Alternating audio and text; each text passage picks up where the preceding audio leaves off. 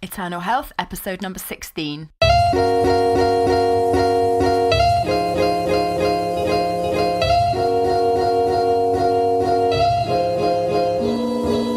You're listening to the Eternal Health Podcast, where we discuss God's great design for your life in body, mind, and spirit.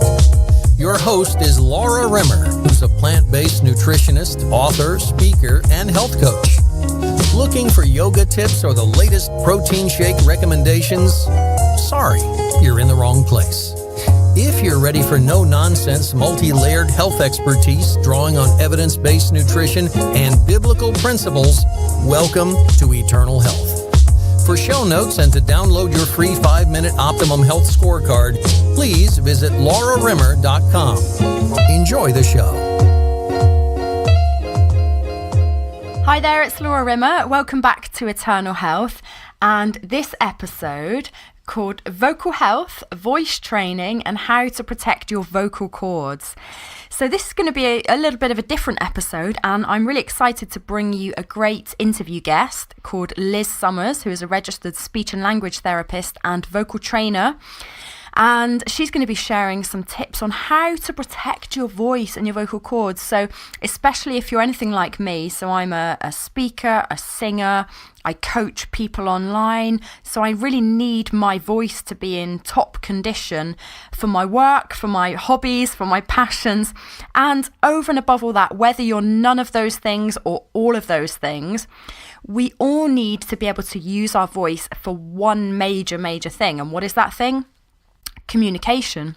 We need to be able to communicate effectively with our fellow human beings, and one of the best ways to do that is to learn the secrets, the tips, the insights, which is going to give you vocal health, vocal intonation, persuasion, a stronger voice, a more enthusiastic voice, a well-trained voice.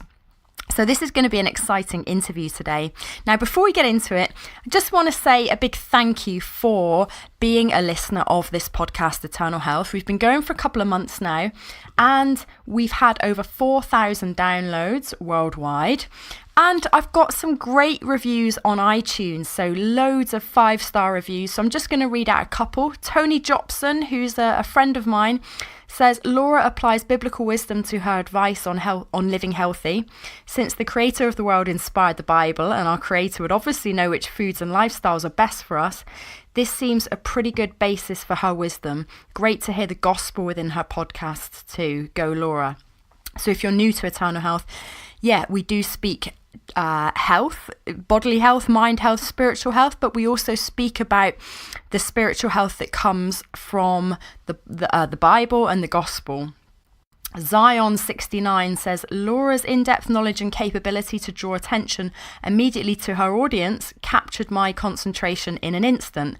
This great human being has inspired my world towards a better lifestyle and increased my own knowledge on what it takes to make great change for the greater good in all ways. I hope she does more incredible work. So that's just a couple of the very kind reviews that I've had on iTunes. So thank you so much.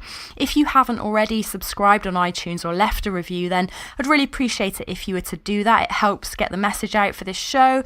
And if you could share it with just 1 or 2 friends, then that would be great as well. So thank you. Without further ado, let's get into this episode of Eternal Health with my interview guest, Lizz Summers. I am here with Lizz Summers today, and Lizz is a voice and communication coach for entrepreneurs and professionals who want to learn to speak with clarity, confidence, and charisma.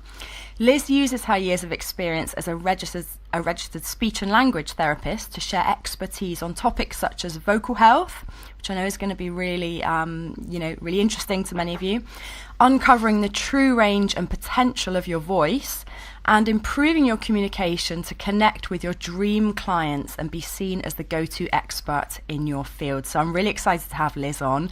Hi there, Lizz. How are you? Hi, Laura. I'm great, thank you. Really nice to be on with you today. Brilliant. Yeah, well, this is a topic that is really quite dear to my heart, because as someone who uses my voice a lot, so as a coach, as an entrepreneur leading teams and things, and as a speaker and as a singer and a podcast host, obviously, like, yeah, I need good vocal health. And so I've got a little bit of self-interest in having you on today, but I know that many people who are listening will also have, have a similar interest in that people who use their voice for a living and in hobbies and things, we can't afford to lose our voice. So I'm so excited to hear, your tips on vocal health and things like that, and just understand more about the voice and speech and language. So that's awesome. So do you want to just tell us what's your background, Liz? I know you're a speech and language therapist, but kind of tell us your path of how you got into doing what you do. Absolutely. So I would say that my path to working in my field started when I was very small. I grew up with a lisp, really quite a bad lisp, which is not great when your name is Elizabeth Summers. Oh. I had 3 older sisters who thought it was hilarious to make fun of me, of course. And I think that from an early age probably piqued my interest in the way that we communicate and how that affects the way that other people respond to you and the way that you're perceived by other people. So, for example, I used to find it quite hard to get myself taken seriously because whenever I wanted to throw a strop, people would just laugh at me and find it adorable because of my lisp. So as I grew up, I decided to train as a speech and language therapist. So I studied that at uni and I've been working for more years than I care to remember as a speech and language therapist. So that is in the National Health Service here in the UK. And I developed speciality in working with people with voice problems and voice disorders. So the people who developed a voice disorder to such an extent that they needed to go to the doctor would then be sent to a specialist ear, nose and throat doctor, and then usually sent to me for some training and some advice and education about how to sort things out for themselves. And I really loved that work. That was incredibly valuable to me and incredibly rewarding.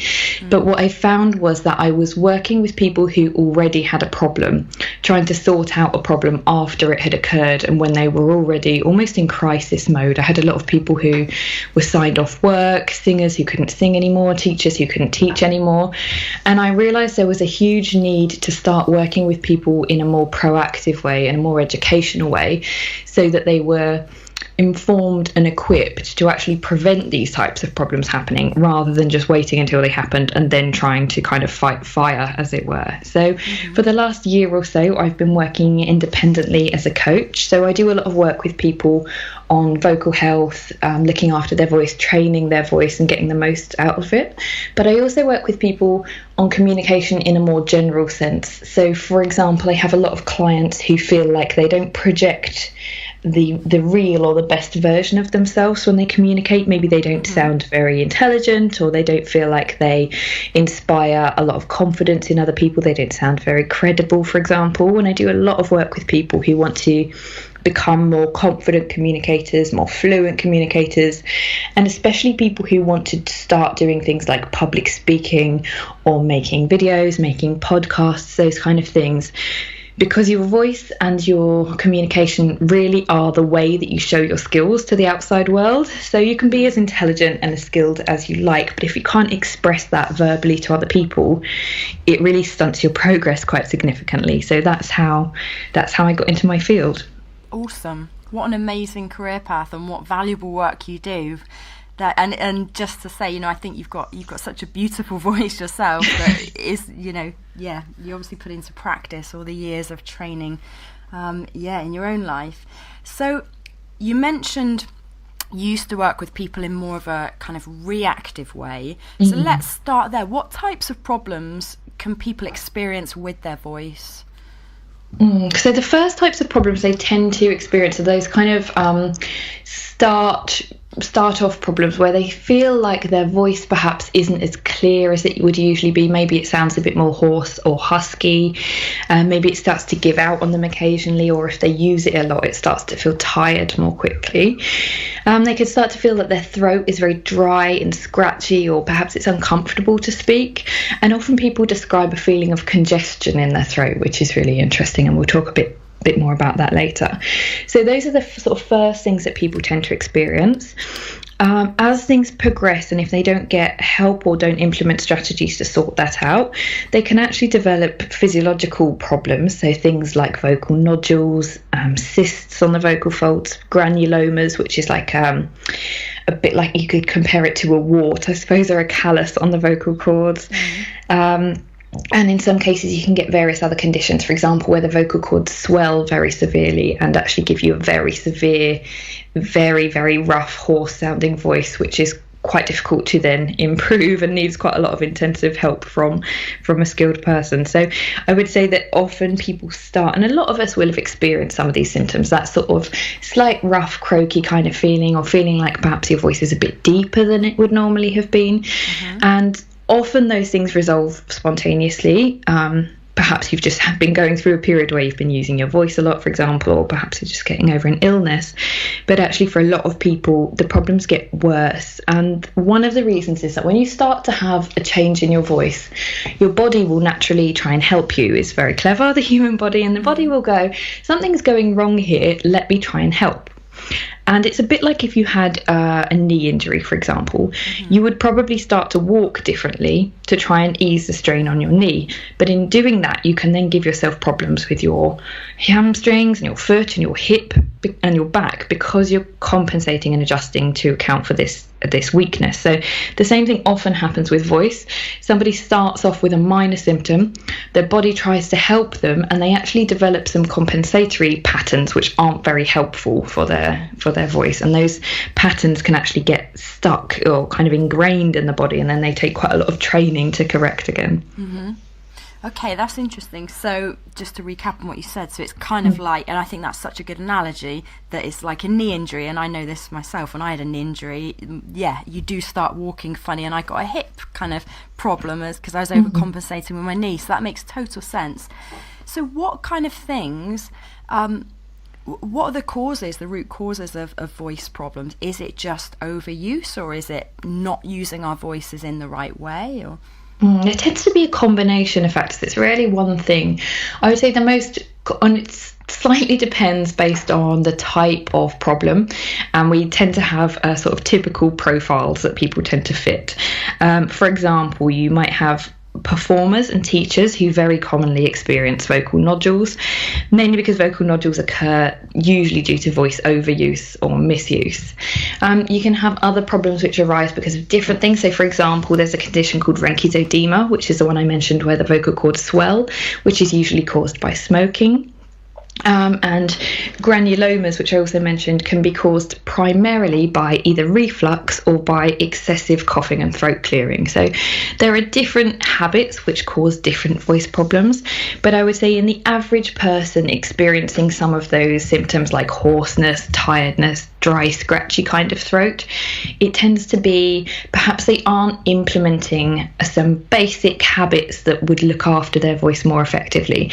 And the thing with the voice is people often presume that the voice is a kind of infinite resource, that they can just open their mouth and speak without thinking about it, and their voice will do what they want it to do and behave the way that they want it to behave, and that they can use it as much or as they like without repercussions.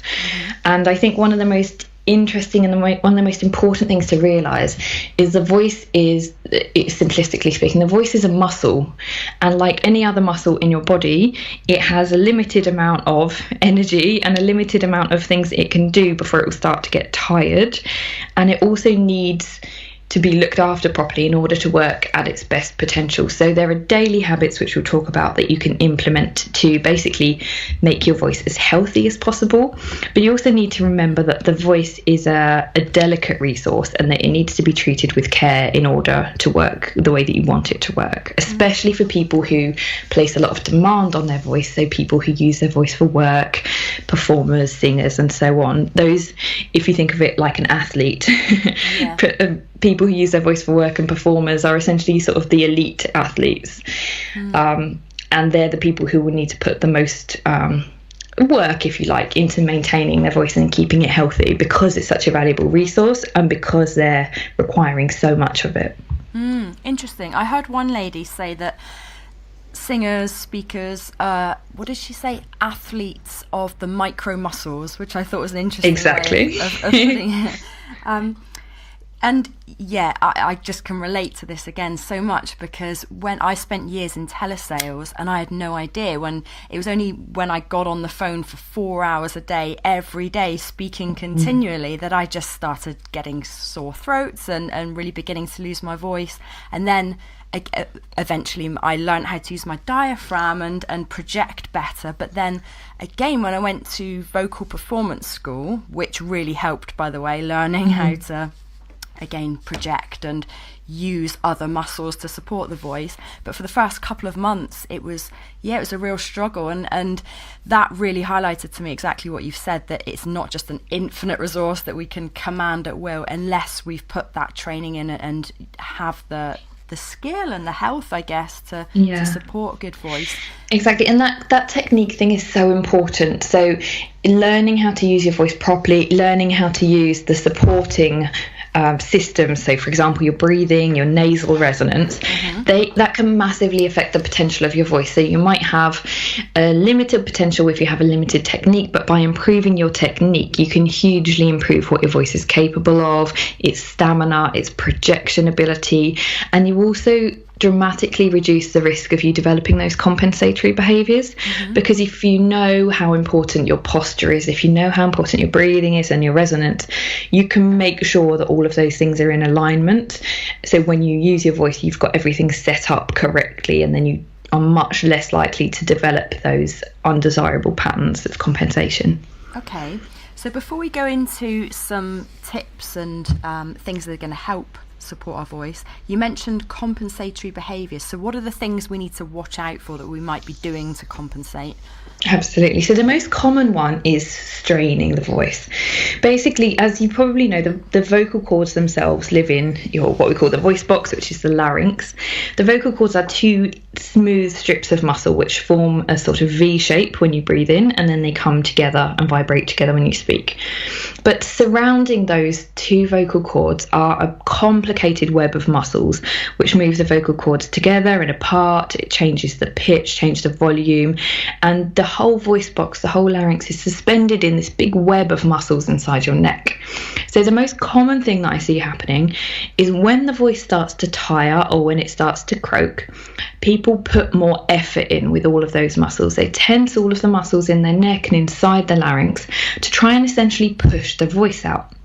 Now, that might work temporarily, but what it does is puts an immense amount more strain and stress on all of those muscles. It'll make them tire quickly.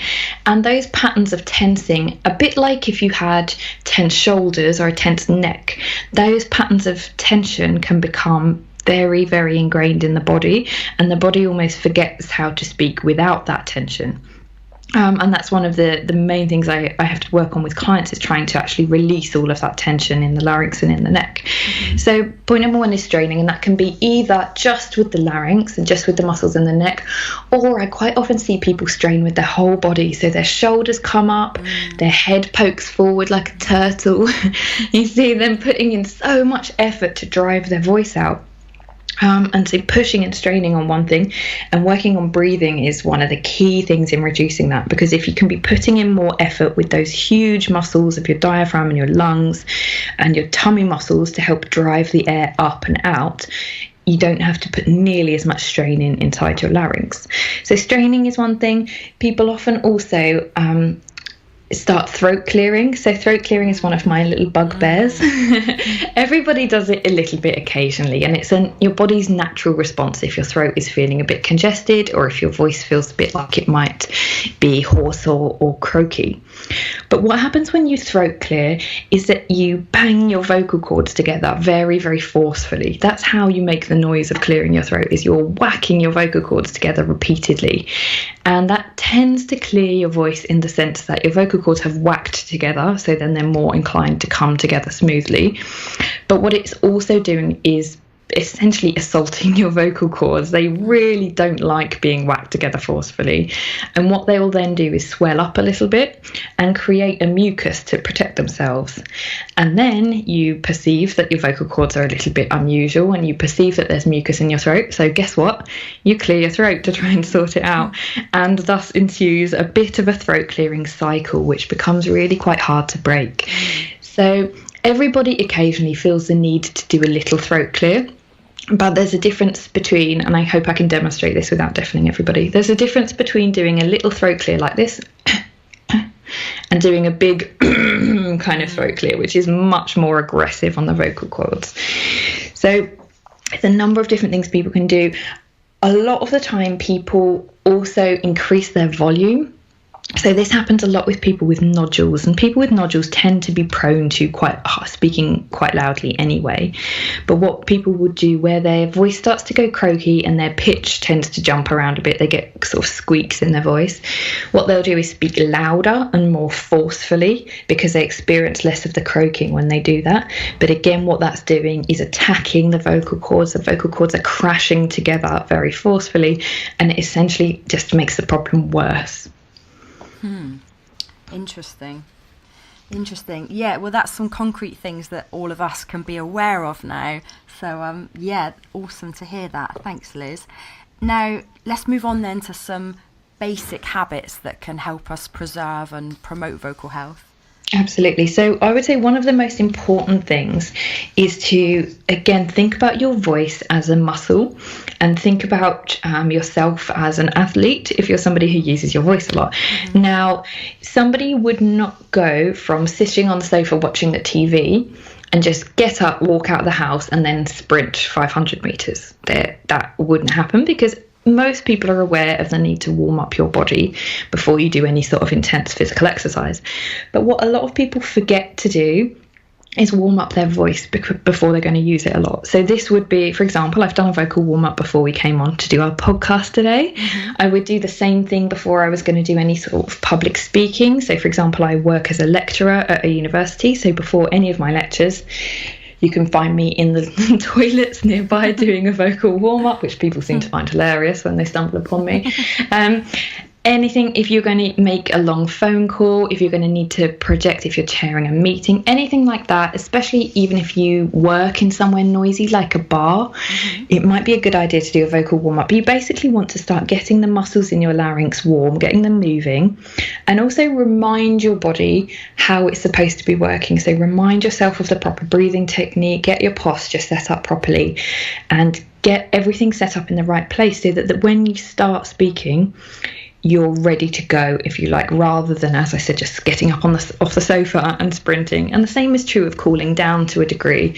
If you've been talking a lot, it's sensible to do a few very gentle voice exercises just to try and cool your muscles down a little bit. So number one is warming up and cooling down. Number two is just being smart with how you use your voice. Moderating the use, and by that I don't mean conserving your voice or doing total voice rest or anything like that, but what I mean is, if you know that you have got 4 hours of talking on the phone, for example, in a telesales role, I wouldn't then book to go out for dinner to a really noisy restaurant in the evening. Or if you know that you're being interviewed for something important and you want your voice to sound great, then don't book 10 client calls in the morning so that you've been talking all day by the time you come to do the interview. Just be smart with your voice, and remember that it's not an infinite resource. It will get tired at a certain point, and it's sensible to kind of try and space out your voice use or moderate it such that you don't put it under unnecessary strain. And even things like, if you're going to have a conversation with your partner, turning down the TV, those kind of things, trying to reduce your background noise. If you're going to have an important meeting or a catch up with a friend, try and choose an appropriately quiet place to do that, rather than going somewhere where it's really, really noisy and you both know you're going to have to be yelling over background noise the whole time. And people often say that their voice is particularly poor if they've been out in the evening, for example, to a restaurant or a bar, and their voice will be hoarse the next day. And people often say, oh, I don't know why my voice is so bad today. And it's basically because they've been shouting for 4 hours in the evening without even realizing, because you just raise your voice to talk over the background noise without really thinking about it. But that is putting in a massive amount more strain on the voice. So it's not to say don't do those things, but more just be sensible about how you plan your calendar to give the voice a chance to rest if it's going to have particularly intense periods of use. The next thing is to think about some harmful habits that is best to avoid, and the most prominent of those is smoking. Obviously, smoking has become a lot less prominent in our culture in recent years, but smoking essentially involves drawing in that hot smoke and those toxins directly over the vocal cords. So the smoke actually passes over the surface of the vocal folds, and they don't, needless to say, they don't enjoy it very much. So one of my most basic pieces of advice would be to avoid smoking for anybody who currently does. Hydration is incredibly important for the vocal folds. They are made of what we call mucous membrane. Yeah. So it's a bit like the tissue inside of your mouth. It's very delicate and it needs to be kept moist and lubricated. So something really important is to make sure you're drinking enough water, and also avoiding a lot of caffeinated or alcoholic drinks, which obviously are diuretics and tend to make you pee out all of your hydration. Yeah. So I would say that the current guidance is 1.5 litres, I believe, for women and 2 litres for men. But and I'm sure you agree, that's a fairly low estimate. And I would particularly advocate for people who use their voice a lot, needing to increase that quite significantly.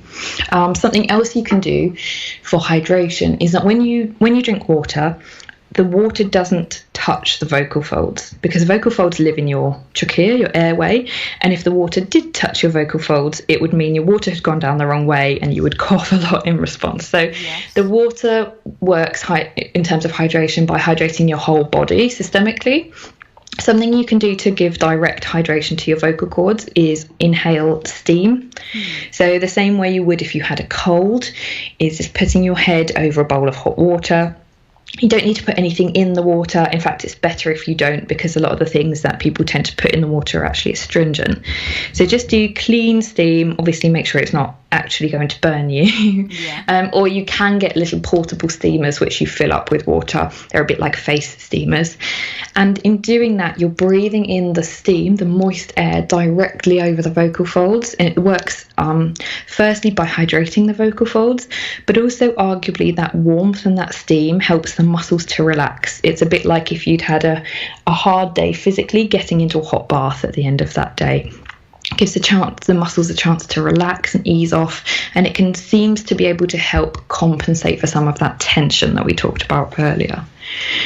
The next thing that is useful is to just remember what I said about throat clearing and also coughing. So trying to avoid getting into that habit of clearing your throat to get your voice going. It's much better, for example, if you want to get your voice going or see how it's going to come out, rather than do a throat clear, you can do a gentle hum, and often if you've got that little tickly, congested feeling in your throat, that hum will be enough to tickle that and to kind of scratch the itch and make you feel more comfortable. Okay. And much better for your vocal cords than a big throat clear, which they really don't enjoy.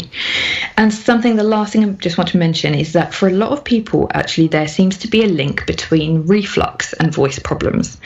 So reflux being obviously when things come up out of the stomach, they pass upwards back into the esophagus, and they can come up as far as the throat and the larynx. There's some emerging research to suggest that some people with voice problems, especially people who have a sort of swelling and redness on the back of their vocal cords, might actually be suffering from reflux. So getting some help with that is really useful, especially if you are aware that you suffer from reflux symptoms like burping or that acid heartburn kind of feeling, a burning sort of sensation in your throat, or often people feel the need to throat clear a lot if they have reflux problems because of the swelling. So I know that you do a lot of work with alkaline diet, and that's something that seems to be incredibly helpful for managing reflux. And also things like avoiding processed foods, avoiding a lot of caffeine, avoiding eating excessively large meals which are going to kind of overstuff your stomach, and also avoiding eating very close to a time when you need to lay down, or don't eat before a yoga class, those sorts of things to help reduce reflux. And I'm sure you have a lot more wisdom to share on reflux, but it's something that a lot of people haven't even considered, that there might be a link between reflux and voice problems. But basically the stomach contents come up and start to attack the tissues inside the larynx. Yes. Yeah, that makes total sense. That backs up what I know about reflux as well. And clients I've worked with reflux, they always tell me exactly what you've just said, that if they eat too close to going to bed, unless they prop themselves up, so I'm thinking of one of my clients, she has to prop herself up in bed with like 3 pillows. If she doesn't do that, the next day her voice, number one, she gets serious like reflux symptoms, but her voice literally goes. So, absolutely. What I would suggest for that for that, here's just a little tip for that lady in particular. Is often if you prop yourself up with pillows, what you can end up doing is actually squashing your tummy a little bit. So depends what kind of bed you've got, but often actually putting pillows or putting some sort of wedge underneath the mattress can be more helpful, in that whereby you actually tilt the whole bed.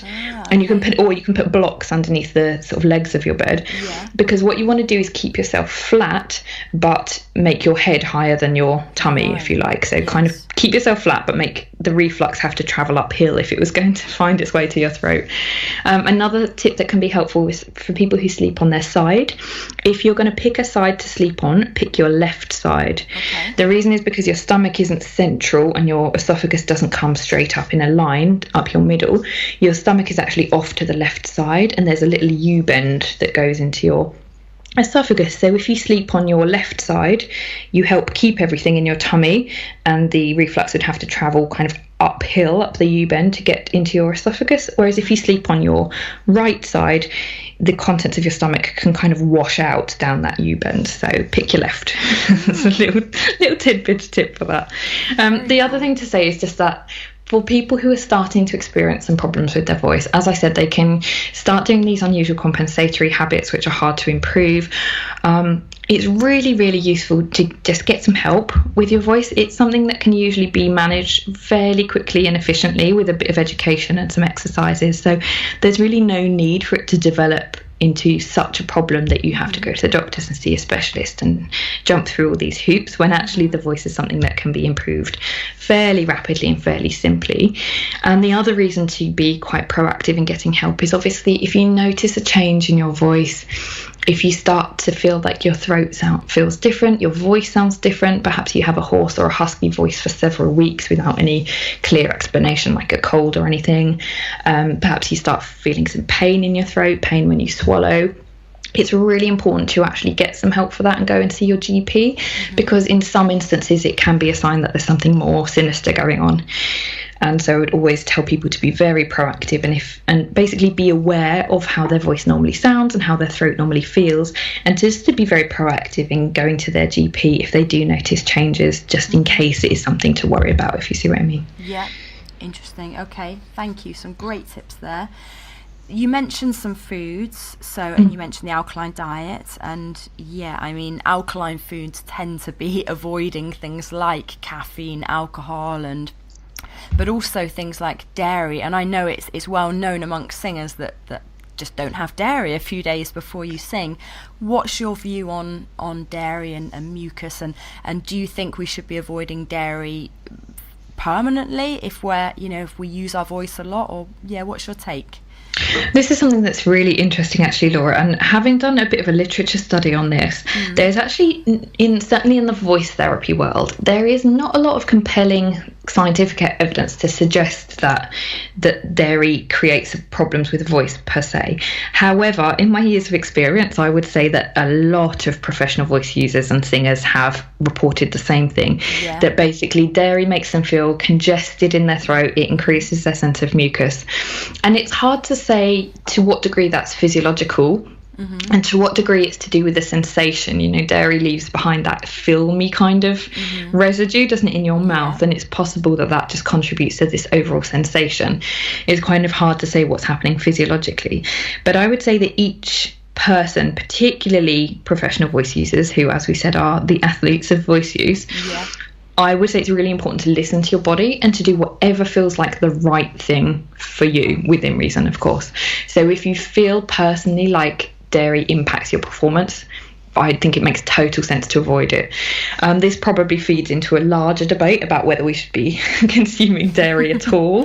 But I would say, in the absence of any clear scientific evidence, it is most logical to listen to your own body and to see whether you feel like personally dairy is a problem for you with your voice. If it is, it makes sense to avoid it. Yeah, it makes sense, total sense. For me, I definitely felt, it's one of the reasons why I gave up dairy completely, is because singing, I sang in a rock band for years, and I just found, not really my style, but that's where I started, and found I did have a lot of mucus, but then now I sing in a philharmonic choir, and I gave up dairy probably 7 years ago, but I found I wasn't able to hit top notes really clearly, and when I gave up dairy it just became a lot more easy. And so for me I can relate to that, but then again I meet other singers who they say it isn't a problem, so that kind of echoes what you say really. So I think it's down to the individual, that one, absolutely. Okay, sure. So now, just you mentioned, and I just want to give people as many tips, I guess, as we can, because you talked about vocal warm-ups, and to me I'm thinking trills and scales and arpeggios and like nasal things, and is that the type of stuff you mean? I'm just thinking, for anyone who's unaware of any vocal warm-ups, what are some simple ones to do? Absolutely. So that's exactly what I would suggest. I would say that for singers, you obviously need to go for kind of top level vocal warm up. Whereas if it's something like you're recording something with your spoken voice, a video podcast, something like that, or something in person, you might not need to do something quite so complex. So a very simple vocal warm up that you can do is just take a moment to make sure that you're sitting or standing totally upright, that your head is balanced on top of your neck and shoulders without sticking forward or pulling back. Check that your chin is sort of parallel with the floor, but also not raised and not dropped. And you just want to spend a few minutes thinking about your breathing and trying to get that breathing right down into your tummy so that your stomach expands when you breathe in and gets smaller when you breathe out. And for you, I'm sure I'm teaching you to suck eggs completely, but for somebody who's really never done any particular work on their voice, this is one of the most important basics, is to realize that your lungs come right down to the bottom of your rib cage, and the biggest part of your lungs is in your stomach. So when you breathe in, you want to think about those lower lungs being like balloons and inflating, so they'll inflate your stomach, and then as you breathe out you get that to become smaller. What a lot of people do is breathe only into their upper chest, and by doing that you're only filling up the top sort of third of your lungs, for example, and you really don't get enough power from breathing that way to use your voice effectively. So number one is to spend a few minutes working on some abdominal breathing and trying to slow that breathing down and get it nice and reasoned. What you want to be working towards is being able to breathe in quite quickly in 1 or 2 seconds and being able to breathe out slowly. So you might hold the out breath for 3 seconds and 5 seconds and 10 seconds, because what you have to do when you speak is breathe in very quickly on a pause and then sustain the out breath for the whole time you're talking. So if you want to work on breathing, that's a really good idea. Focus on abdominal breathing and also try and make the in breath short and the out breath long. So the next thing you want to do is relax your facial muscles.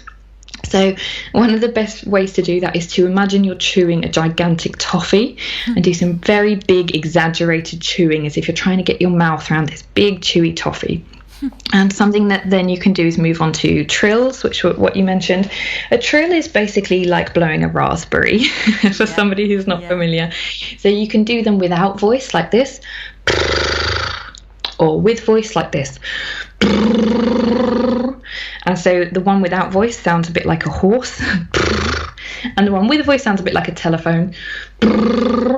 And what they do is basically relax the muscles in your face, because the more relaxed the muscles in your face are, the more likely the muscles in your larynx will be relaxed. So that's a really good place to start. Then you might do some pitch glides. So when you speak, you're naturally changing your pitch, the how high or low your voice is. You're changing your pitch all the time, up and down with your intonation.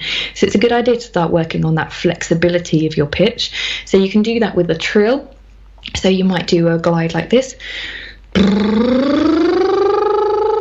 and down,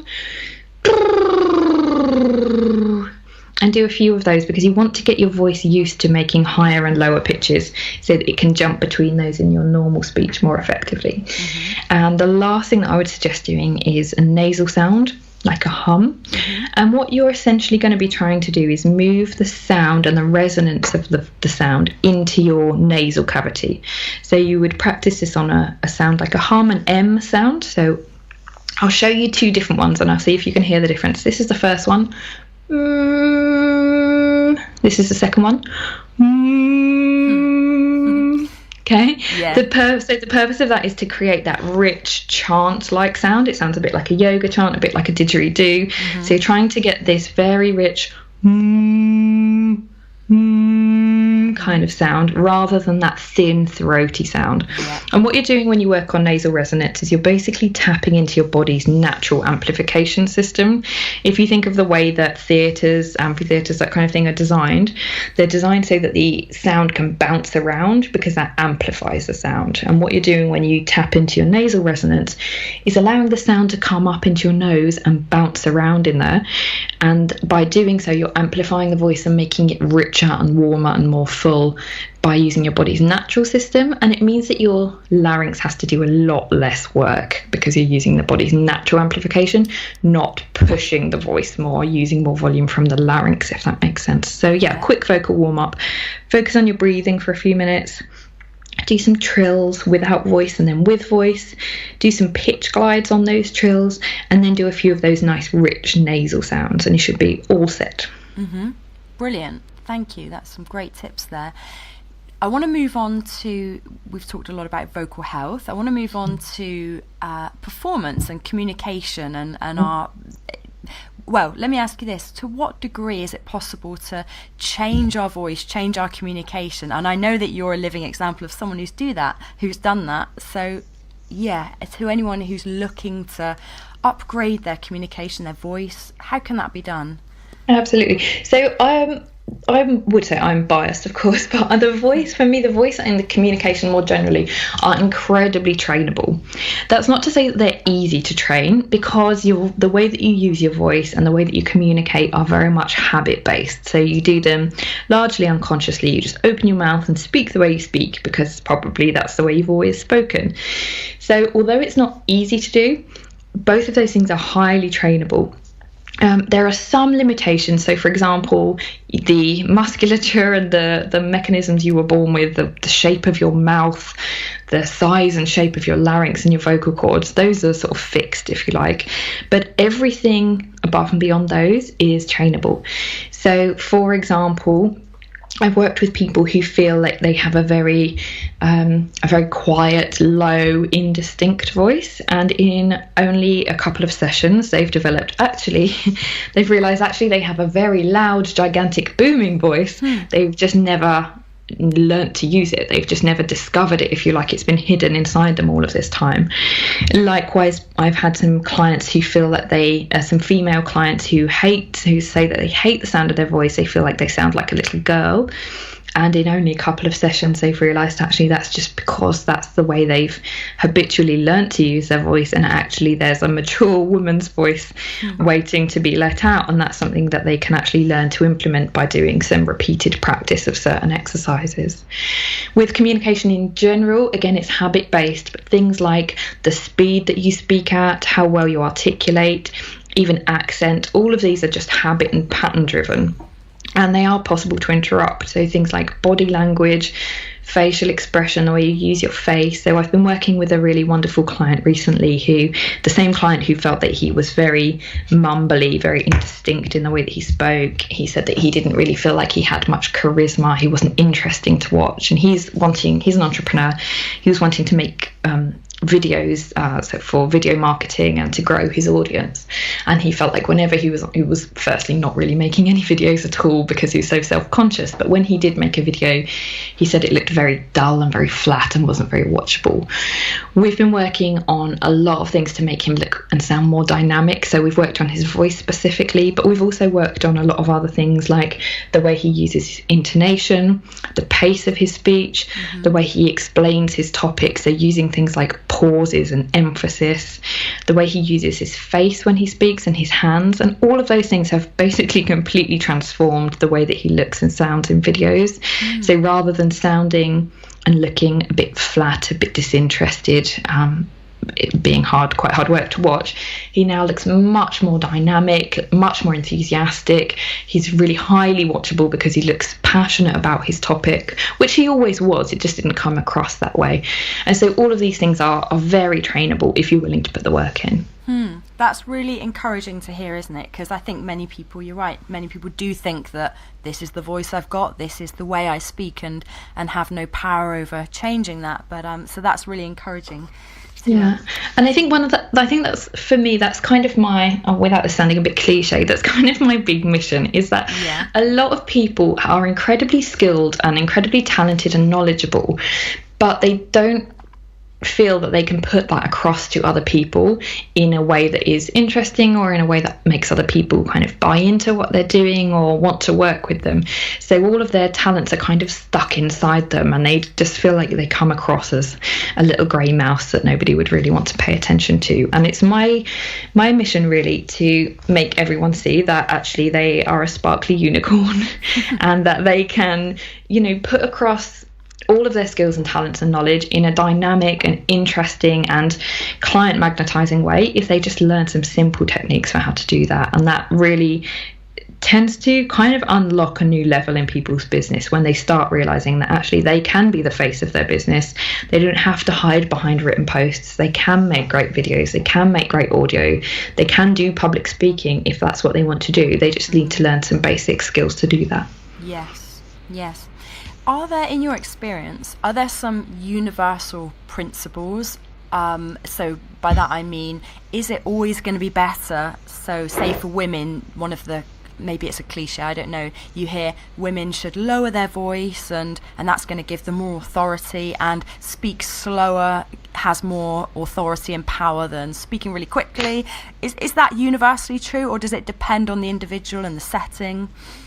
I think there are definitely some general principles, and they're founded on research and psychology and some fairly sound background. So I think there are some general principles, but I would say there's a huge scope for variety, because it depends what you want to convey, and it depends who you are and what your business or what you are about as to what you will want to portray to others. So particularly in women entrepreneurs, traditionally, obviously, in a corporate setting or in politics, for example, the goal has been sound more authoritative and sound more like a man, because you're in a man's world. And I would say that in the last few years, particularly with online businesses taking off, that's not so much, it's not so cut and dry anymore. So there's a lot of women I work with who have a naturally fairly high voice, and actually it really works for them. It really, really works for them. And there actually is a few other things that we want to tweak, because what I don't want to do is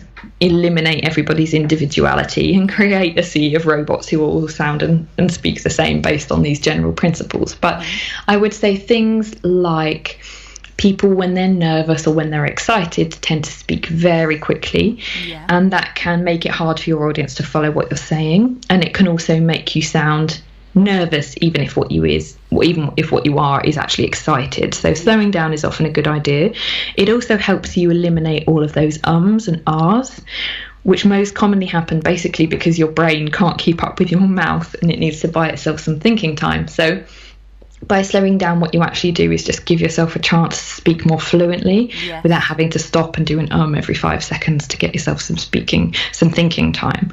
So there are some general principles, but I would say that it's very much individual based on what it is you're looking to portray. So some people are looking to portray quite a serious corporate authoritative image, and for those people I might work with lowering the vocal tone, slowing down, making sure their body language looks very grounded and very calm. And for other people, their brand is about being lively and energetic and connecting with people and being really enthusiastic. So for those people, I might work on quite different skills, and we might have quite a different target, because it's all about understanding your brand and understanding your personality and how your communication aligns with your brand. And that's something really interesting actually I see in people with particularly online businesses is, for example, if they have very lively, chatty, fun tone in their emails and in their Facebook posts, and they sound, really enthusiastic and friendly, and then when they show up on a video, they're very stiff and very flat, and they don't really move their face or their hands, and they sound, can you hear what I've done with my voice here? That everything becomes the same, and they sound quite robotic and very flat. that those two things don't align, and your audience are going to be thinking, hang on, I thought you were this lively, friendly, enthusiastic person, and then somebody totally different has shown up on video, and that creates problems with your audience's sense of you being authentic and you being in alignment. So what I do with my clients a lot is work on aligning their personality, their personal brand, and who they are in their written communication with the way that they show up on video or audio or in person, and making sure those things are all congruent. That's smart. That's smart. I think that's something many people would miss. I'm gonna go and check my email marketing messages after this and just make sure it aligns with my tone and personality. Brilliant. Well, you've given us some amazing tools, tips, advice, things to watch out for with our voice and performance. Anything else before we wrap up that you want to let us know? I would just say that my kind of parting wisdom would be to recognize that your voice and your communication are very complex entities, but that you can get control of them. So in the same way as, your body isn't just something you're lumbered with, you can get the best out of your body, you can change what you put into your body, you can exercise in such a way that your body changes the way that it works, essentially, in the way it works for you. And exactly the same is true of your voice. So, and your communication, you're not just stuck with what you have, it's something that you can learn to master, you can become more informed about, and you can actually learn to get much more out of your voice and communication than you thought, if you're willing to kind of go out there, learn a bit more, possibly get some help with it if that's something you would find helpful, and you can actually unlock a whole lot more potential. And I've seen people who never thought they would be a public speaker, and through a very short course of coaching or training, they actually realised that the goal they had deep down that they weren't telling anyone about, of speaking from the stage, actually could be possible for them, even though they thought that would never be something they could do. Yes. So, yeah. What a great message to finish on. So, thank you, Liz. It's been really a wonderful interview. Pleasure. Where can people find out more about you? Okay, so you can head to my website for some more information, which is www.lizzsummers.com. That's Liz with 2 Z's, because I spelt it wrong as a child and nobody had the heart to correct me. And I also have a Facebook group where I give quite a lot of free content, and that's called Find Your Voice. So you can look me up there on Facebook, and I'd be really happy to have you in my group. Yes, I really enjoy Liz's Facebook group. So, do go and join her group and check out her. You've got a freebie on your website as well?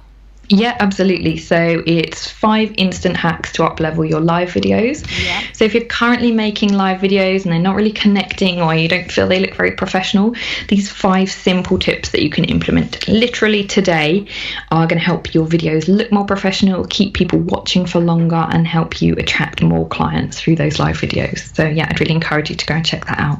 Wonderful. Thanks, Liz. It's been a real pleasure having you on. Great. Thanks so much for having me. So that was Lizz Summers. What a great interview guest. Hey, she shared so many great tips that you can implement, some practical things that can really help you. So if you feel currently that either your voice sounds a bit boring, or you frequently lose your voice, you get sore throats, if you want to improve your charisma and persuasion, and if you need some vocal warm-up exercises, then she gave you some good ones to try, things like vocal trills and humming and various other things. So if I was you, I'd go back and re-listen to this. I'm certainly going to do that, because she gave lots and lots of great information here. And just to round off with the key message that I got from her interview is that our voice is not an infinite resource. It's something that needs to be trained. It's something that needs to be looked after. It's a set of muscles, very complex muscles actually. And just like an athlete wouldn't go from sitting on the couch to running 100 meters, sprinting 100 meters, we need to consider the same kind of thing with our voice, as in we can't go from waking up in the morning to going and speaking for an hour on stage, or singing if that's what we're doing, or hosting a webinar, or recording a podcast. And I know for myself, every time I record this podcast, I always do vocal exercises first and facial warm-up exercises, and it stands me in good stead. The other thing is breathe deeply into your diaphragm. That for me has been one of the biggest things. I used to be very timid in my voice. I was very monotone in my voice, sounded very boring. I can still err on that side at times when I'm being lazy with my speaking, when I'm speaking in just general conversation. If I'm not mindful of it, I will go into this kind of flat, quiet, monotone voice. So it's something I've really had to work on. So absolutely your voice can be trained. So that's some great takeaways there from Liz today. Now I'm just going to finish with a Bible quote, and it's one of the Psalms, Psalm 33, 1-3. Sing for joy in the Lord, O ye righteous ones. Praise is becoming to the upright. Give thanks to the Lord with the lyre. Sing praises to him with a harp of 10 strings.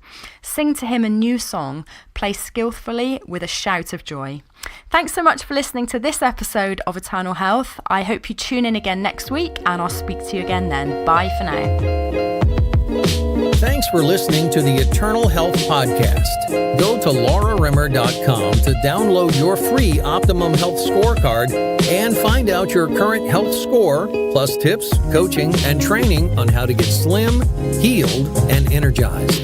Remember to subscribe, rate, and review on iTunes, and we'll catch you next time on Eternal Health.